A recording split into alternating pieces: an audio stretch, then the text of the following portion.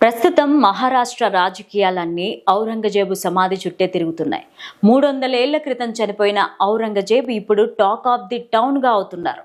ఇంతకీ మహారాష్ట్రలో ఔరంగజేబు సమాధిని కూల్చివేయాలని ఆందోళనలు ఎందుకు జరుగుతున్నాయి? ఆ ఆందోళనలు ఎందుకు హింసాత్మకంగా మారుతున్నాయి? కొన్ని హిందూ సంఘాలు ఔరంగజేబు సమాధిని పెకలించి వేయాలని ఎందుకు డిమాండ్ చేస్తున్నాయి?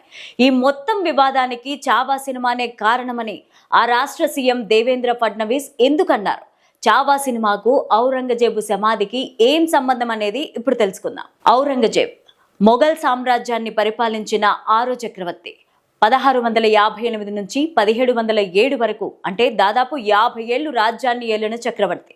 1657లో షాజహాన్ అనారోగ్యం బారిన పడ్డారు. షాజహాన్ నుంచి అధికారాన్ని చేజిక్కించుకునేందుకు ఆయన కుమారులైన ఔరంగజేబ్, దారా షికోలా మధ్య పోటీ ఏర్పడింది. ఈ పోటీ కాస్త యుద్ధంగా మారింది. ఈ యుద్ధంలో తనకంటే పెద్దవాడైన దారాను ఔరంగజేబ్ అంతమొందించాడు. ఆ తర్వాత తండ్రి షాజహాన్ నిస్సహాయతను ఆసరాగా తీసుకొని అధికారాన్ని చేజిక్కించుకున్నారు. అంతేకాదు తండ్రిని ఆగ్రా కోటలోని జైల్లో పెట్టాడు. 1666లో షాజహాన్ చనిపోయే వరకు అదే జైల్లో జీవితం గడిపారు. మరాఠీల దృష్టిలో హిందువుల పట్ల కర్కశంగా వ్యవహరించిన చక్రవర్తిగా ఔరంగజేబుకు పేరుంది. హిందువుల నుండి వారి స్వీయ రక్షణ కోసమే జిజియా ట్యాక్స్ పేరుతో సుంకం వసూలు చేయడం, హిందువుల దేవాలయాలను పడగొట్టేందుకు ఆదేశాలు ఇవ్వడం లాంటివి ఔరంగజేబును హిందువులకు వ్యతిరేకంగా మార్చేశాయనే అభిప్రాయం ఏర్పడింది.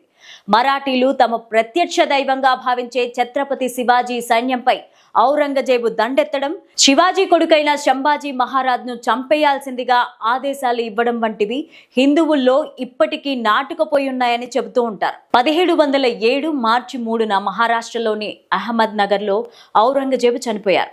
ఇప్పుడు ఆ ప్రాంతాన్ని అహిల్యానగర్గా పిలుచుకుంటున్నారు. అప్పుడు ఆయన వయస్సు 88 ఏళ్లు. గత మొఘల్ చక్రవర్తులతో పోల్చుకుంటే ఔరంగజేబు సమాధి చాలా సాదాసీదాగా ఉంటుంది. అందుకు ఆయన చివరి కోరికే కారణం. కుల్దాబాద్లోని ఖ్వాజా సయ్యద్ జైనుద్దీన్ షిరాజీ ఈ ఔరంగజేబుకు ఆధ్యాత్మిక గురువుగా ఉండేవారు. ఆయన సమాధి పక్కనే తనను కూడా సమాధి చేయాలని ఔరంగజేబ్ చివరి కోరిక. అందుకే అహ్మద్ నగర్ నుండి కుల్దాబాద్ వరకు ఆయన పార్థివ దేహాన్ని అంతిమయాత్రగా తీసుకెళ్లి అక్కడ సమాధి చేశారు. అప్పట్లో ఆ ప్రాంతాన్ని రౌజా అని పిలిచేవారు. కానీ ఔరంగజేబును సమాధి చేసిన తరువాత ఆయన గౌరవార్థం కుల్జాబాద్ అని పేరు మార్చారు. తాజాగా వచ్చిన బాలీవుడ్ చిత్రం చావాలో శంభాజీ మహారాజ్ను ఔరంగజేబు చంపించినట్లుగా చూపించారు. అది చూసి శివాజీని, శంభాజీని అభిమానించే వారి హృదయాలు మరొక్కసారి భగ్గుమన్నాయి. ఔరంగజేబు ఇప్పుడు ప్రాణాలతో లేకపోయినా కుల్జాబాద్లో ఉన్న ఆయన సమాధిని లేకుండా చేయాలనే నిర్ణయానికి వచ్చారు. అదే డిమాండ్తో ఆందోళనకారులు చేపట్టిన నిరసన నాగపూర్లో పెద్ద విధ్వంసం, హింసకు దారితీసింది. ఈ హింసాకాండలో పెద్ద మొత్తంలో దుకాణాలు, వాహనాలు తగలబడిపోయాయి. ఈ హింసకాండ పైన మంగళవారం మహారాష్ట్ర అసెంబ్లీ సమావేశంలో సీఎం దేవేంద్ర ఫడ్నవీస్ స్పందించారు. చావా సినిమా జనాల్లో ఉన్న ఆగ్రహాన్ని మరోసారి రెచ్చగొట్టిందని చెప్పారు. ప్రస్తుతం ఔరంగజేబు సమాధి బాగోగులను షేక్ నిసార్ అహ్మద్ కుటుంబం చూసుకుంటోంది. గత 6 తరాలుగా ఆ కుటుంబం బాధ్యత ఇదే. 2022 మే నెలలో ది ప్రింట్ కు ఇచ్చిన ఇంటర్వ్యూలో షేక్ నిసార్ మాట్లాడుతూ ఔరంగజేబ్ సమాధి వెనుకున్న కథను చెప్పారు. ఒక సబ్జా చెట్టు సమీపంలో కేవలం మట్టితో మాత్రమే తన సమాధిని నిర్మించాలని ఔరంగజేబు కోరుకున్నట్లు చరిత్ర చెబుతోందని నిసార్ గుర్తు చేశారు. కేవలం 14 రూపాయల 12 అనా పైసలతో తన సమాధిని నిర్మించాలని ఆదేశించారట.